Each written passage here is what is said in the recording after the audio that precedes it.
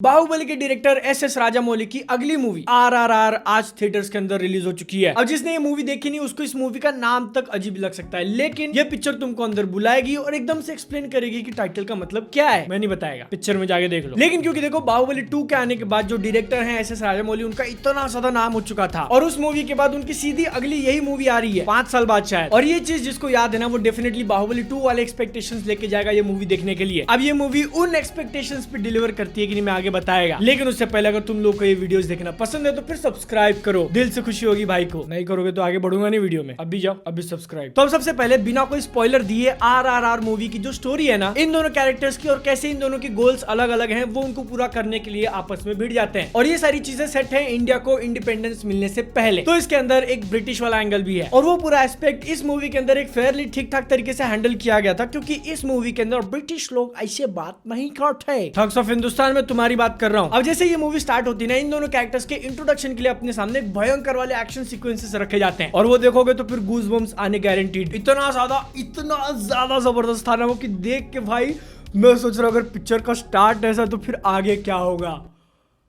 और आगे भी ठीक ठाक ही था, क्योंकि उसके बाद मूवी अपनी स्टोरी डेवलप करना चालू करती है। अब ठीक है, कैरेक्टर्स और उनके मोटिवेशंस को सेट करना, फिर वो लोग आगे कैसे बढ़ते हैं अपने रास्ते पे, ये सारी चीजें अपने को धीरे धीरे करके दिखाई जाती है और वो थोड़ा बहुत इंटरेस्टिंग भी है। इसके बीच में बस कभी कभी थोड़ा ऐसा ड्रामा आता है जो मुझे उतना ज्यादा इंटरेस्टिंग नहीं लगा। लेकिन फिर एकदम से ये मूवी तुम्हारे सामने एक एक्शन सेट पीस रख देगी, देखो और भाई मजे करो। जितना तुम पैसा दे रहे हो उससे बड़ा ही देखने मिलेगा। मूवी के अंदर रामचरण और जूनियर NTR का एक डांस सॉन्ग था, नाचो नाचो, गजब। स्क्रीन के ऊपर जितने एनर्जी से वो दोनों नाच रहे ना, उसको देख के पूरे थिएटर के अंदर एनर्जी फील हो रही थी कि हाँ भाई अपन भी जाके ऐसे नाच सकते हैं, लेकिन नाच नहीं सकता। That's the reality. फिर उसके बाद अपने सामने एक और बहुत इंपॉर्टेंट एक्शन सेट पीस रखा जाता है, जो कि ऐसे सोचने लगे तो फिर अब्सर्ड लगा कि ये कैसे हो रहा है। लेकिन इस मूवी के जो डायरेक्टर है ना राजामौली, वो आप लोगों को बिलीव कराते हैं कि हाँ ये चीज हो सकती है। अब ना देखो, हाँ इन एक्शन सीक्वेंस को देखते वक्त अगर आप अपना दिमाग एकदम हाई अलर्ट पे रखोगे तो फिर कुछ सीन्स, कुछ स्टंट्स आप लोगों को लगेगा कि ये नहीं, ये थोड़ा फेक लग रहा है। लेकिन फिर भी जो एक बात बोलते हैं ना कि ओवरऑल एक्शन को देख के लोग सीटियां मार रहे, वो इस मूवी के अंदर देखने मिलेगा। अब यहाँ पे मेरी अच्छी बातें सुन के तुम लोगों के अंदर बहुत ज्यादा जोश आ चुका है, चलो भाई देख लेते। तो रुको, अभी तक मैंने इस मूवी के बारे में जितना ही बोला ना, वो सिर्फ इसका फर्स्ट हाफ था और वो काफी ज्यादा बढ़िया है। लेकिन फिर जब इस मूवी का सेकंड हाफ चालू होता है ना, तो फिर जो इसके स्ट्रॉन्ग पॉइंट्स थे वो छोटे हो जाते हैं और जो वीकनेस थी वो बड़े। अब इसके पीछे मैं पर्सनली एक रीजन दे सकता हूँ कि सेकंड हाफ के अंदर अजय देवगन का एक कुछ तो चल रहा था, क्लियरली नहीं बोल सकता, स्पॉइलर हो जाएगा। लेकिन उसके बीच में थिएटर की लाइट वगैरह कुछ तो चलेगी और 10-15 मिनट तक बंद, तो इसलिए मूवी से मेरा थोड़ा कनेक्शन टूट गया था। और उसके बाद अपने को जो कुछ भी ड्रामा दिखाया ना, वो मुझे उतना ज्यादा इंटरेस्टिंग नहीं लगा। और जितना सारा एक्शन अपने को पहले हाफ में देखने मिला था ना, उतना सेकंड हाफ में नहीं है। लेकिन जो है उसके अंदर थोड़ी बहुत चीजें अजीब होती है कि गाड़ी की टायर पे गोली मारी तो गाड़ी ऐसे कैसे पलट गई, ये मेरा लॉजिक बात कर रहा है बाय द वे। लेकिन जैसे ही थोड़ा थोड़ा करके मेरा इंटरेस्ट इस मूवी से बाहर निकल रहा था ना, ये अपने सामने इसका फाइनल वाला सेट पीस रखती है और फिर से वही गूज़बम्स वाली बातें। तो यहाँ पे एक अच्छी बात जरूर होगी कि मूवी जो एंड होती है ना, वो एक थोड़े बहुत हाई नोट पे होती है। लेकिन अगर अब मैं इस RRR मूवी की ओवरऑल बात करूँ ना, तो फिर इसके अंदर और भी कुछ प्रॉब्लम्स लगे मुझे। जैसे कि इस मूवी के जो 2 लीड एक्टर हैं, जूनियर NTR और रामचरण, उनकी एक्टिंग तो काफी जबरदस्त थी। जो भी सारी चीजें वो लोग पुल ऑफ कर रहे हैं वो तुमको बिलीव हो जाएगा। लेकिन फिर जब वो लोग डायलॉग बोलते थे तो मुझे उतना इंटरेस्ट नहीं आता था, क्योंकि उन्होंने खुद ही डब किया हिंदी डायलॉग्स। वो एक्टर्स ने अपने कैरेक्टर के लिए खुद आवाज दी है। अब यहाँ पे उनकी जो डबिंग थी ना, वो प्रभास के लेवल जितनी तो नहीं है, उससे अच्छी ही है। लेकिन फिर भी मुझे पर्सनली ऐसा लगता है कि यहाँ पे अगर प्रोफेशनल वॉइस एक्टर्स को हायर किया होता तो यहाँ पे ज्यादा बेटर काम हो सकता था। इसके बाद मूवी के अंदर जो 2 बाकी के बड़े स्टार हैं, अजय देवगन, उनका एक एक्सटेंडेड कैमियो था और वो अपना काम अच्छी तरीके से करते हैं। उनके कैरेक्टर को जो थोड़ा बहुत टाइम दिया गया और उसके बीच में उसकी जो हालत होती है ना, वो तुम तक पहुंचाने का काम वेल डन। लेकिन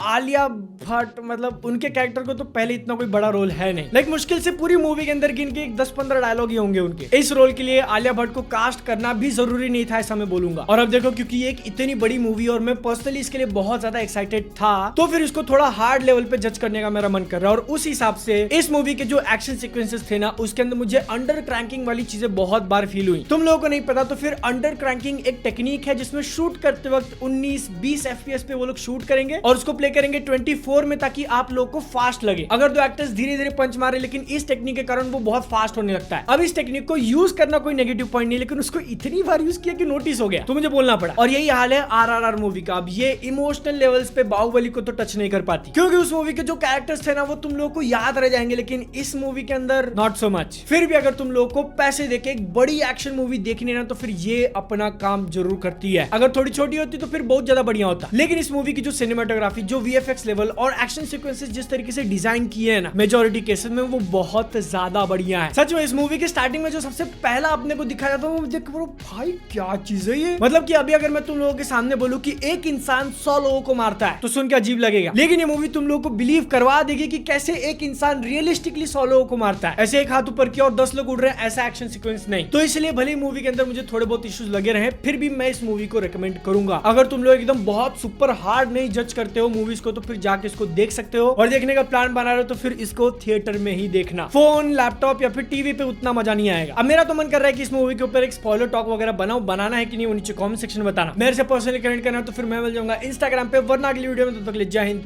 वंदे मातरम।